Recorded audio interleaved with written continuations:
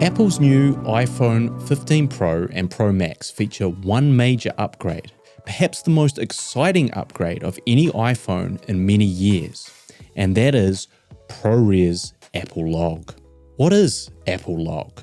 Well, in short, Apple Log is a video mode that for the first time allows you to use the iPhone as a professional video camera.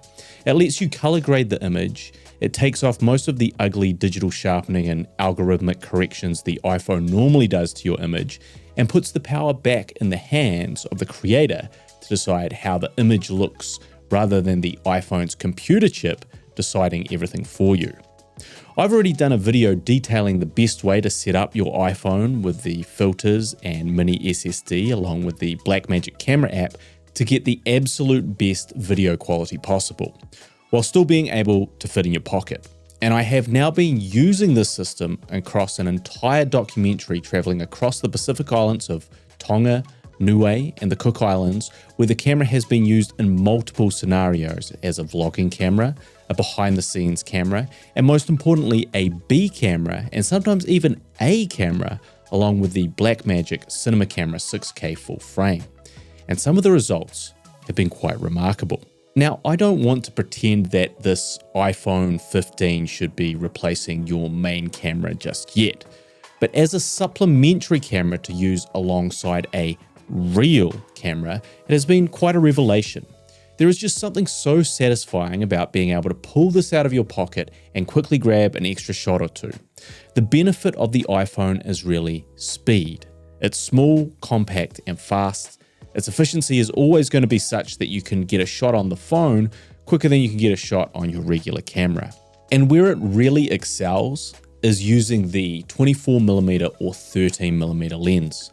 The 24 is the best quality lens and the one that I tried to favor the most, which is also the most flexible lens in terms of use cases.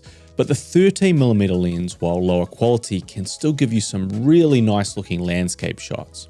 And when you think about the recent generations of iPhones, they've always excelled in this area when taking photos. But now you get the same type of quality shooting in this new video mode. So when you're filming wide, you're really getting the most out of what the smartphone can do. I must also mention the stabilization on this phone. The stabilization is so good that just holding it in your hands will often give you the same look as if you put it on a tripod, which for the purposes of speed is another massive bonus. Where the iPhone 15 doesn't perform so well is when you try and utilize the iPhone as more of a portrait or close-up camera. That's when things can start to look a bit weird. The 24mm is just a little bit too wide to be a portrait lens for people. You have to get too close and faces get a bit too distorted. But you have to film very tight to get any type of separation between your subject and the background. When you move to the 120mm lens, you're dealing with the worst lens of the three. And while at times in the right circumstances, it can look pretty convincing, a lot of the time you start to see the limitations of what the iPhone can do. Overall, when I look at some of the material I've shot, it boggles my mind that these images are coming from my phone, but it can still lack the consistency of quality that using a dedicated cinema camera will provide. The Apple Log image is a wonderful upgrade with a huge amount of information and a lot of flexibility to push and pull that image in post. And some of the shots, I can't really tell the difference between what I was filming on the Blackmagic 6K cinema camera and what I was filming on the iPhone 15. Whereas at other times, it was very obvious. To me, this camera is the perfect cutaway camera. A camera you can use to quickly grab wider shots and details in a scene to support your main camera. And for that purpose, it really is a revelation. It allowed us to get a lot more coverage than we could just filming with our main cameras.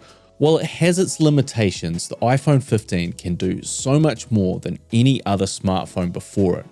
And it's already an incredibly valuable tool for filmmakers. Thinking about the future, it's quite possible that in as little as 2 generations, the next iPhones will indeed be the only cinema cameras you need.